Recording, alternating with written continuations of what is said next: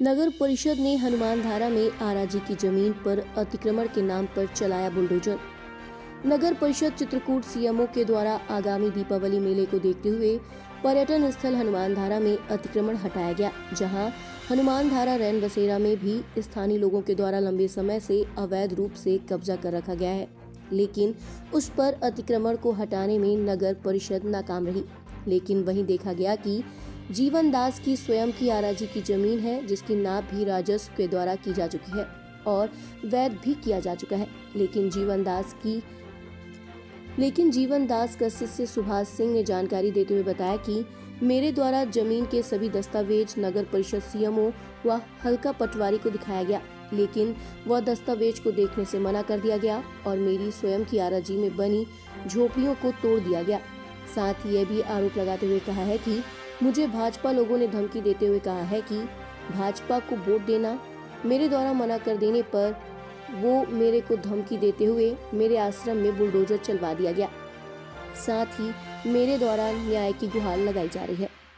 चित्रकूट से विशेष संवाददाता जावेद मोहम्मद की रिपोर्ट। पंचायत के अधिकारी सीएमओ पुलिस विभाग लेकर के जबरदस्ती यहाँ मतलब अवैध मतलब मेरे टट्टा गरीब लोगों को गिराया गया। आश्रम का खर्च देखभाल के लिए मैं 1500 रुपये में किराए में दिया था, जिसमें नगर पंचायत की जो पार्किंग है उस साइड ना जा कर के इधर वो जमीन वहाँ नहीं, यहाँ नगर निगम का कोई सुविधा भी नहीं दिया जाता और अवैध करके गिराया गया जबरदस्ती, जिसमें कहें भाजपा को वोट नहीं देंगे तो हम ये कर्म करेंगे। और हमने कांग्रेस का प्रचार कर दिए, उसी नियत से भाजपा को ये धमकी दिए, हमने इनकार कर दिए।